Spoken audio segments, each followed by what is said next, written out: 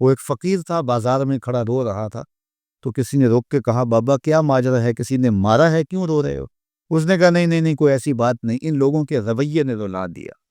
کہا کیا مطلب؟ کہا بازار سے گزر رہا تھا، ان لوگوں کو دنیا میں کھوئے ہوئے دیکھا تو میرے دل میں ترس جاگا، تو میرا خیال یہ ہوا کہ ان بندوں کی رب کی صلح نہ کروا دو۔ تو میں نے پھر اس سے بات کی، تو آواز آئی ٹھیک ہے لے آ ان کو میری چوکھٹ پہ، ایک آنسو سے سارے گناہ معاف کر رکھوں گا۔ میں بڑا خوش ہوا، میں ان سے بات کی، یہ الٹا میرا مذاق اڑانے لگے، جا بابا کام کر، مجھے کیا پتا دنیا داری کیا ہوتی۔ تو وہ تو مان رہا تھا، یہ نہیں مان رہے، تو مجھے ان کے رویے پہ رونا آ رہا ہے۔ وہ کہتا ہے میں بخشنے پہ آمادہ ہوں، ہم تو مائل بکرم ہیں، کوئی سائل ہی نہیں، راہ دکھلائیں کسے، راہ رب منزل ہی نہیں، جلوائے طور تو موجود ہے، کوئی موسیٰ ہی نہیں۔ وہ تو کہتا ہے میں معاف کر دوں گا، لیکن یہ عجیب ہے کہ یہ آمادہ ہی نہیں، یہ مان ہی نہیں رہے۔ تو مجھے ان کے رویے پہ افسوس آ گیا، ان کے رویے پہ رونا آ گیا، اس لیے میں رو رہا ہوں، ورنہ نے مجھے مارا نہیں، کوئی تکلیف نہیں پہنچائی۔ خیر اگلے دن وہی بزرگ قبرستان کے قریب سے گزرے تو دیکھا کہ وہ بابا قبرستان میں کھڑا رو رہا ہے، تو پھر روک گیا کہ بابا بازاروں میں بھی روتا ہے، قبرستانوں میں بھی روتا ہے، آج کیا ماجرا ہے؟ کہا آج بھی میرا ماجرا کل والا ہی ہے۔ کہا کیا مطلب؟ کہا کل بازار سے گزر رہا تھا، ان کو دنیا میں کھوئے ہوئے دیکھا، میرے دل میں ترس جاگا، تو میرا خیال ہوا ان بندوں کی اور رب کی صلح کروا دوں، تو وہ تو مان رہا تھا، وہ بندے ہی نہ مانے، تو آج میں ادھر آ گیا۔ میں نے کہا چلو ان سے بات کرتے۔ آج میرا خیال یہ ہوا کہ قبرستان والوں کی اور رب کی صلح کروا دو۔ تو کہا پھر آج کیا بنا؟ کہا آج یہ مان گئے ہیں، وہ نہیں مانتا۔ تو صاحبو آج وہ مان رہا ہے، آج ہم مان جائیں۔ میں نے کتب میں پڑھا ہے کل قیامت کے دن نیکوکار بھی پچھتائیں گے۔ بدکاروں کا پچھتانا تو سمجھ میں آتا ہے، نیکوکار کیوں پچھتائیں گے؟ جب اپنے اچھے اعمال کی جزا دیکھیں گے تو پچھتائیں گے، جو چند لمحے ضائع کر دیے وہ بھی کیوں ضائع کرتے۔ قیمتی زندگی ہے، یہ ٹوٹتی سانسیں، ان کی قدر کیجیے۔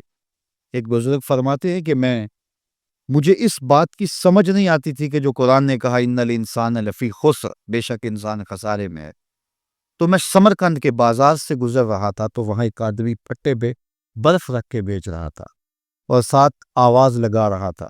آج کل تو یہاں وہ پاپڑ بیچنے والے بھی کوئی آواز لگاتے، تو وہ برف کے اوپر، برف پھٹے کے اوپر رکھ کے بیچ رہا تھا اور ساتھ آواز لگا رہا تھا۔ آواز کیا تھی؟ ارحمو ارحمو الا من یذوب راس مالہ، او گزرنے والوں میرے پہ ترس کھاؤ، میں ایسا تاجر ہوں جس کا راس المال پگھلتا جا رہا ہے۔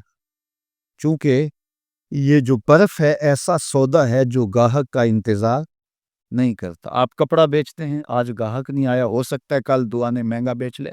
آپ پیٹرول بیچتے ہیں، ہو سکتا ہے کہ کل پڑا 6 روپے اوپر چلا جائے، آپ کا لاکھوں کروڑوں کا فائدہ ہو جائے۔ لیکن آپ اگر برف بیچتے ہیں، آج نہیں بکی تو کل برف ہی نہیں ہوگی۔ تو وہ سل پہ برف بیچ رہا تھا اور ساتھ لوگوں کو دہائی دیتے ہوئے کہہ رہا تھا او لوگو میرے پہ ترس کھاؤ، مجھ سے برف لیتے جاؤ، میں ایسا تاجر ہوں جس کا راس المال پگھلتا جا رہا ہے۔ تو کہتے ہیں جب اس نے یہ آواز لگائی نا تو میرے قدم رک گئے اور میں اس کے قریب چلا گیا اور میں نے کہا کہ مجھے ان الانسان لفی خسر کا ترجمہ سمجھ میں آ گئے۔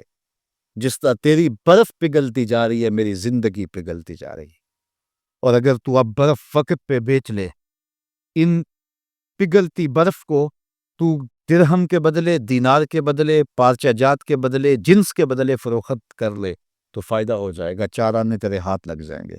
اور میں بھی ان سانسوں کے بدلے درود پڑھ لوں، ان سانسوں کے بدلے سجود کر لوں، ان سانسوں کے بدلے قیام کر لوں، کسی دکھی کے سر پہ ہاتھ رکھ لوں، کسی پریشان کی پریشانی دور کر دوں تو میری سانسیں کام آ جائیں گی، ورنہ یہ ٹھہریں گے نہیں۔ سوئے ہوئے ہوں تو پھر بھی سانسیں ٹوٹ رہی ہوتی۔ ہم کتنی جلدی موت کی طرف بڑھ رہے ہیں، تو زندگی کتنی مختصر ہے اور ہم کتنے بے پرواہ ہیں۔ آنکھیں اس وقت کھلتی ہیں جب آنکھیں بند ہوتی ہیں، لیکن کیا فائدہ اس وقت کا؟ آج کا پچھتاوا کل کی بہتری کی ضمانت ہے، اور آج کے پچھتاوے سے کل کی زندگی کی خوبصورتی نصیب ہو سکتی ہے۔ اس لیے یہ ڈھلتا ہوا سورج، یہ دیکھیں ابھی جب داخل ہوئے تھے تو سورج ابھی سر پہ تھا، لیکن اب سورج درد غروب سے زرد ہو چکا ہوگا اور چند لمحوں کے بعد وہ نگاہوں سے اوجھل ہوگا۔ میاں صاحب بھی بولے کہ زندگی تیری جو ہے ڈوبتے سورج کی طرح ہے، دیگر دن گیا محمد اوڑک نو ڈوب جانا۔ تو یہ میں اور آپ لمحہ لمحہ موت کے قریب ہو رہے ہیں، اس سے قبل کہ وہ وقت آئے کوئی حجت باقی نہ رہے، مجھے اپنی زندگی کو، آپ کو اپنی زندگی کو اللہ اور اس کے رسول کی چوکھٹ پہ حاضر کر دینا ہے۔ ہمارے میزبان محترم نے کہا والدہ ماجرہ کی بابت، تو آج ان کے سال ثواب کے لیے میں اور آپ جمع ہیں۔ ایک وقت ہمارے اوپر بھی آنے والا ہے کہ لوگ ہمارے لیے جمع ہو رہے ہوں گے۔ یہ وقت تو آنے والا ہے، اس کے تو چھٹکارا نہیں ہے، اس سے تو خلاصی نہیں ہے، کوئی بھاگ سکتا نہیں ہے، موت سے تو فرار نہیں ہے۔ تو آج وہ نہیں ہیں، لیکن ان کا سعادت مند بیٹا ان کی یادوں کے چراغ کو روشن کیے ہوئے ہے۔ ورنہ میں ایسے بیٹے بھی دیکھے ہیں جنہوں نے اپنی سکی ماں کا جنازہ نہیں پڑھا۔ آپ کہیں گے کوئی ایسا بد نصیب بھی ہو سکتا ہے، جنازگاہ میں گیا ہے لیکن وہاں جا کے کھڑا رہا ہے، جنازہ نہیں پڑھا۔ آپ کہیں گے کہ ایسا بد نصیب، میں نے کہا ایسے بد نصیب آپ نے بھی دیکھے ہوں گے۔ یہ کون سے بد نصیب ہیں؟ یہ وہ بد نصیب ہیں جنہیں جنازہ آتا نہیں، ساری زندگی لوگوں سے فراڈ کرتے ہیں، اور جب اپنی ماں مر جاتی ہے، اپنا باپ فوت ہو جاتا ہے، تو یہ فراڈ پھر وہ اپنی ماں سے بھی کرتے ہیں، اپنے باپ سے بھی کرتے ہیں۔ مجھے بتاؤ کتنا بد نصیب ہے وہ بیٹا کہ جو اپنی ماں سے، اور وہ بھی مرنے کے بعد فراڈ کر رہا ہے، اور اپنے باپ سے وہ بھی مرنے کے بعد فراڈ کر رہا ہے۔ اور کتنا خوش نصیب بیٹا ہے کہ جو روزانہ اپنی ماں کے لیے دعا کرتا ہے۔ اور میں کہتا ہوں کہ بیٹا نمازی ہوگا، بیٹی نمازی ہوگی، اہتمام سے دعا نہ بھی کرے، دن میں کتنی مرتبہ کہے گے ربنا اغفر لی ولوالدی، اے اللہ مجھے بھی بخش دے، میری ماں کو بھی بخش دے، میرے باپ کو بھی بخش دے۔ اور جب بندے ہاتھ اٹھا کے دعا مانگتے ہیں اللہ خالی ان ربکم حیی کریم یستحیی من عبدہ اذا رفع یدیہ ان یردہما صفرا، تمہارا رب حیا کرنے والا سخی ہے، کریم ہے۔ بندے جب اس کے سامنے ہاتھ اٹھا کے دعا مانگتے ہیں، اللہ فرماتا ہے مجھے شرم آتی ہے ان کے اٹھے ہوئے ہاتھ خالی کیسے موڑو۔ انہوں نے میرے سے مانگا ہے، میں بھی نہیں دوں گا تو کس طرح پہ جائیں گے؟ میں ایک دیہاتی بات کرنا چاہتا ہوں، اتنے لوگ جتنے آپ یہاں بیٹھے ہیں، اتنے لوگ اٹھ کے کسی دنیا دار کے ڈیرے پہ چلے جائیں اور اس سے کچھ مانگیں اور وہ دے سکتا بھی ہو، تو کیا وہ آپ کو خالی لوٹا دے گا؟ وہ کہے گا ڈیرہ داری کی شان کے خلاف ہے کہ اتنے لوگ دروازے پہ آ گئے اور ان کو خالی موڑ دوں۔ تو جب تم اتنے بڑے ڈیرہ دار ہو اور تمہیں اتنی غیرت ہے کہ اتنے لوگوں کو خالی نہیں موڑتے، تو کریم خالی موڑتے؟ آؤ تو صحیح اس کی چوکھٹ پہ جھولی پھیلاؤ تو صحیح۔ پھر دنیا داروں سے مانگنا ہو تو ان کی زبان میں مانگنا پڑتا ہے۔ اللہ سے جس زبان میں مرضی مانگو، عربی میں مانگو، اردو میں مانگو، ہندی میں مانگو، سندھی میں مانگو، اقبال کے لہجے میں مانگو، سادی کے انداز میں مانگو، نہیں مانگنا آتا خالی ہاتھ پھیلا دو، وہ بند لبوں کی بولیاں بھی سنتا ہے۔ آؤ تو صحیح اس کی چوکھٹ پہ، اپنے ہاتھ پھیلاؤ تو صحیح۔ دنیا داروں سے مانگے تو ناراض ہوتے ہیں، خدا سے نہ مانگو تو ناراض ہوتا ہے۔ اللہ کل ما یابو بکم ربی لولا دعاؤکم، آؤ نا اس کی چوکٹ میں، دستے طلب دراز کرو۔ دنیا داروں سے مانگنے کے لیے وقت چاہیے، اس وقت تو صاحب سوئے ہوں گے، اس وقت تو ناشتہ کر رہے ہوں گے، اس وقت تو بیوی بچوں کے ساتھ مشغول ہوں گے، لیکن اللہ سے جب بھی مانگو، پچھلے پہر کنڈی کھڑکاؤ در رحمت کھلا پاؤ گے۔ دن کو مانگو، رات کو مانگو، مانگو تو صحیح، وہ تو اتنا کریم ہے۔ اچھا بت کو سامنے کھڑا کیا ہے اور زلیخا ہاتھ جوڑے بت کے آگے پکار کرتی ہے، روزانہ سے شام کھڑی ہو جاتی، یا صنمی یا صنمی، اے میرے بت، اے میرے بت، بچھڑا ہوا یوسف ملا دے۔ سحر دم تک پکارتی رہتی، عمر بیت گئی، چہرے پہ جھریاں آ گئی، بڑھاپا طاری ہو گیا۔ ایک دن رات کا پچھلا پہر ہے، بت کے آگے ہاتھ جوڑے یا صنمی کا وظیفہ پڑھ رہی ہے۔ اچانک نیند کا جھٹکا آ گیا، زبان پل کھا گئی، بولی یا سمادی، یا سمادی۔ کہا جبریل جلدی جا، یوسف کے گھوڑے کا رخ موڑ دے۔ یا اللہ تجھے تو نہیں پکار رہی، وہ تو بت کو پکار رہی ہے۔ زبان پل کھا گئی، یا صنمی کی بجائے یا سمادی کے لفظ زبان پہ آ گئے۔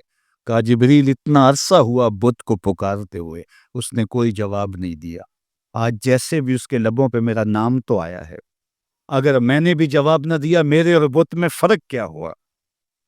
تو آؤ آج کی اس مجلس میں ہم ان کی والدہ کے لیے دعا مانگیں، اے عرش کے مالک ان کی والدہ کو حضور کی ماں کا صدقہ جنت کی بہاریں عطا کر، اور ہم اپنے ماں باپ کے لیے بھی دعائیں مانگے، اے اللہ ہمارے ماں باپ کی مغفرت فرما، ماں باپ کی قدر کرو۔ میں نے یہ بھی پڑھا ہے جو اپنے والدین کے لیے روزانہ دعا مانگتا ہے، والدین زندہ ہوں تب بھی، فوت ہو گئے ہوں تب بھی، روزانہ ماں باپ کے لیے جو شخص دعا مانگتا ہے ساری زندگی اس کے رزق میں بے برکتی نہیں آ سکتے۔ تو اپنے ماں باپ کو اگر زندہ ہیں تو قدر کرو، فوت ہو گئے ہیں تو ان کے لیے کثرت کے ساتھ دعا کرو۔ یہ گھنا سایہ ہے۔ کبھی آپ نے درخت کو دیکھا ہے کہ ساری دھوپ اپنے پتوں میں جذب کرتا ہے اور نیچے بیٹھنے والوں کو چھاؤں دیتا ہے؟ ماں باپ سارے دکھ اپنے اوپر لیتے ہیں، اپنی اولاد کو آسائش اور راحت پہنچاتے۔ قدر نعمت زوال نعمت کے بعد ہوتی ہے، جب نعمت پاس ہو تو قدر نہیں ہوتی، جب چھنتی ہے تو پتہ چلتا ہے کہ کتنی بڑی دولت تھی جو چھن گئی۔ میں تو آپ کیا، میری اور آپ کی حیثیت کیا، ماں کی کمی تو آمنہ کے لال نے بھی محسوس کی ہے۔ ایک دن حضور مسجد نبوی میں تشریف لائے، تا حد نظر صحابہ تھے۔ الحاوی للفتاوی میں امام سیوطی نے لکھا ہے حضور کو دیکھا تو ادب سے کھڑے ہو گئے، بس یہ منظر دیکھنا تھا کہ چشمان اقدس سے آنسو چم چم جاری ہو گئے، اور حضور نے ایک ٹھنڈی آہ بھری اور روتے ہوئے کہا لو ادرکت والدی او احدہما، کاش آج میرے ماں باپ زندہ ہوتے۔ انسان نے دکھوں کا دور دیکھا ہو نا، اچانک خوشحالیاں مل جائیں تو پھر انسان یہ آرزو کرتا ہے کہ میرے ماں باپ نے میرا وہ غربت کا دور دیکھا تھا، آج دولت کی چہل پہل بھی دیکھتے، آج میرے آنگن میں بہاریں بھی دیکھتے تو کتنے خوش ہوتے۔ اب حضور جب پیدا ہوئے تھے تو باپ کا سایہ سر پہ نہیں تھا، 6 سال کی عمر تھی، اپنی ماں کے ساتھ حضور مدینۃ المنورہ گئے۔ واپسی ابوا کے مقام پہ حضرت آمنہ کی طبیعت خراب ہو گئی اور انہیں لگا کہ یہ میری بیماری جان لیوا ہے۔ ایمن کو بلایا، کہا میرے بیٹے کو بحفاظت امیر قریش تک پہنچا دینا۔ پھر خود حضور کے سر پہ ہاتھ رکھا۔ سیدہ آمنہ سلام اللہ علیہا حضور سے کوئی باتیں کرنا چاہ رہی تھی لیکن ضبط کے بندھن ٹوٹ گئے۔ ابن حشام سیرت کی پہلی کتاب ہے، اس میں تفصیل سے یہ واقعہ موجود ہے۔ جب سر پہ ہاتھ رکھا تو حضرت آمنہ کی آنکھیں چھلکنے لگی اور روتے ہوئے آپ نے چند جملے کہے، کہا بیٹا ہر نئی چیز نے پرانا ہو جانا ہے، ہر باقی نے فنا ہو جانا ہے، میں بھی جا رہی ہوں، بذکر باک، لیکن میرا ذکر نہیں مٹے گا، بولدت تو تہرا، اس لیے کہ تیرے جیسا پاکیزہ بیٹا چھوڑ